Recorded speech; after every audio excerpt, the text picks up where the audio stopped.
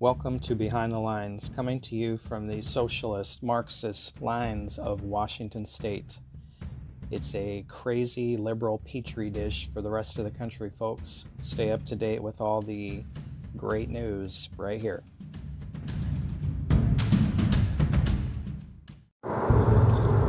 Hey guys, welcome to Behind the Line. So today is Sunday, November 15th, and Insley rolled out Lockdown 2.0 today. Claim this is the third time we've locked down, but I don't remember another lockdown since the first one. But I think the three big takeaways from this lockdown he's issued now that goes into effect at midnight tonight is the prohibition on having anybody over to your own home that lives outside of your home. So if you have adult children or any other close family members that you know well, you still aren't technically allowed to have them over to your house. I'm not exactly sure how that would be enforced. He didn't really talk about that at all, but that's the rule, right? The other one is the rule on grocery and retail stores limiting capacity to 25%. And apparently there were reports today already that multiple Costco's in the area had lines wrapped around the building for people waiting to get in. So you're going to have a lot of items sold out at the stores again like they were before. I'm already hearing that toilet paper is not available, paper towels are not available. I'm sure the canned food and that sort of thing is going to be the same situation. And so now anytime you go to the store, because 25% capacity is not very many, you're going to have lines waiting to get in, waiting to buy anything, and it's winter now and it's raining now, and it's just going to be a huge hassle between now and Christmas for anybody to do any shopping or go anywhere. I think this is really going to be a killer for a lot of these restaurants and bars too. This other third rule that he came out with, banning indoor dining. So effectively, all the bars will be closed. Probably most restaurants. I mean, some can do takeout orders, but they just don't make the kind of money they do when they have indoor seating. And I owned a small business for 9 years, and you're on the line. You're walking the line every month as far as money goes, with payroll and taxes and business expenses in general, and it's just, there's no savings. And especially at this point, if any of these businesses had savings, it's gone.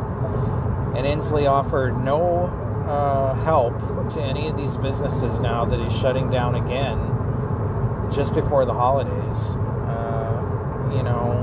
This is going to put servers out of work again and everything else. And the state's offering no financial assistance to these businesses. These people can file for unemployment, the employees. But like I said in an earlier report this week, the unemployment system is screwed right now. And you've got people who have been waiting for months and still haven't gotten unemployment. They filed back in March and April.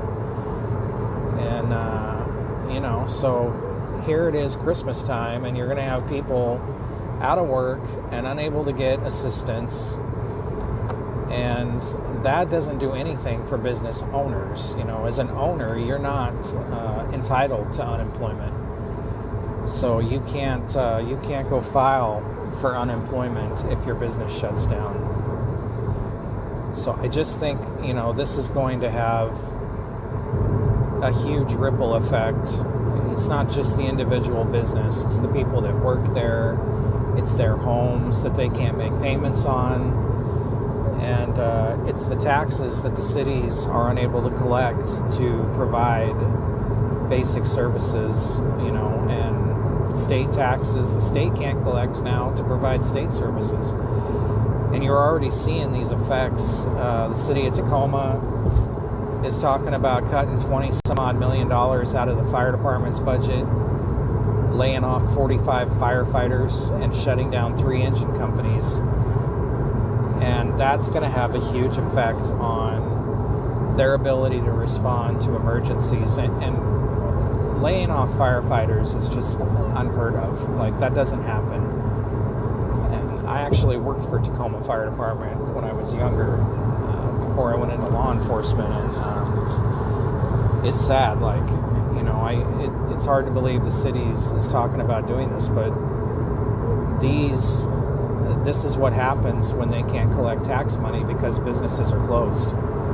And people seem to think that the money is just going to magically appear out of nowhere or just be printed up and given to these cities, and it's not happening. So some of the other things in this shutdown order, he's closing all gyms. He is limiting capacity at churches to 200 people maximum, or a certain percentage of the maximum capacity, but no more than 200. Nobody can sing at church.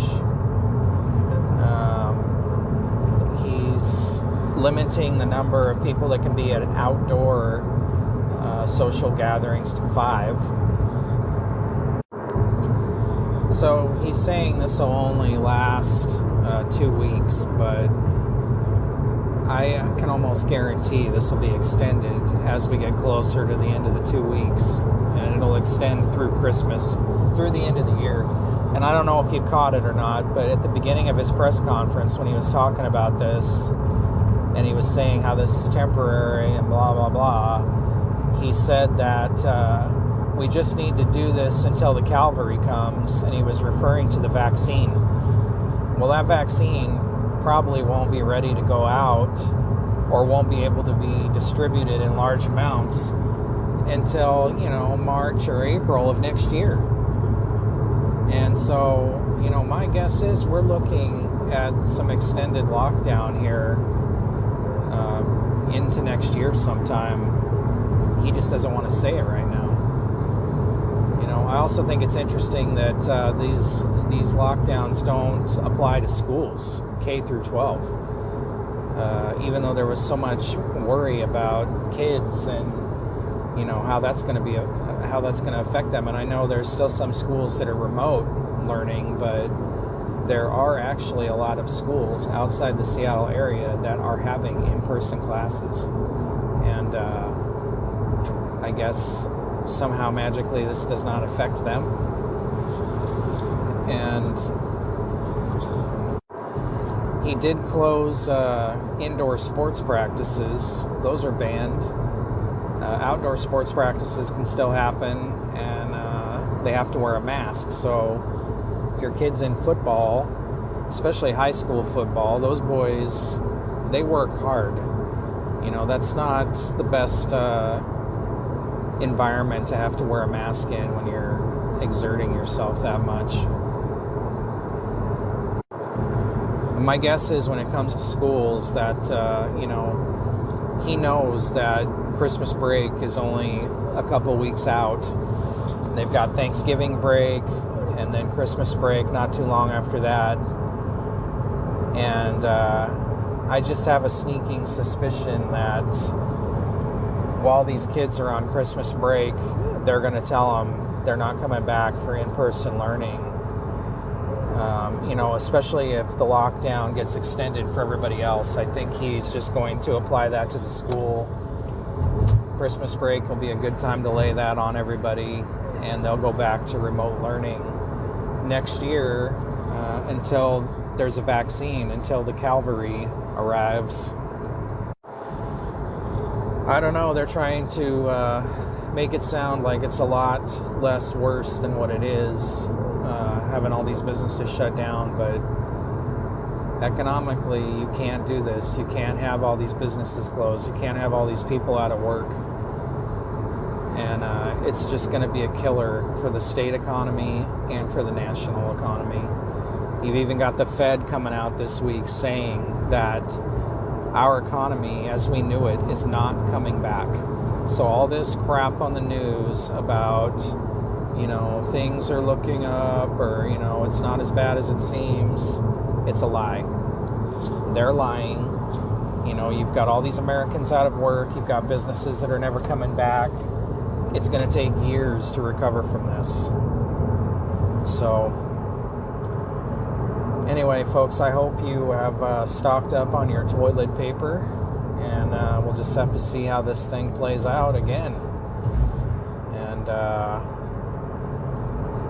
hopefully, somehow, this won't last more than 2 weeks, but I think we all know that it's going to. All right, folks, have a good night. Be safe. Oh yeah, and if you want to go out for dinner, this is your last night, maybe your last night of 2020, to go out for dinner and a drink. So you've still got a few hours before everything closes down tonight. So enjoy your night, folks.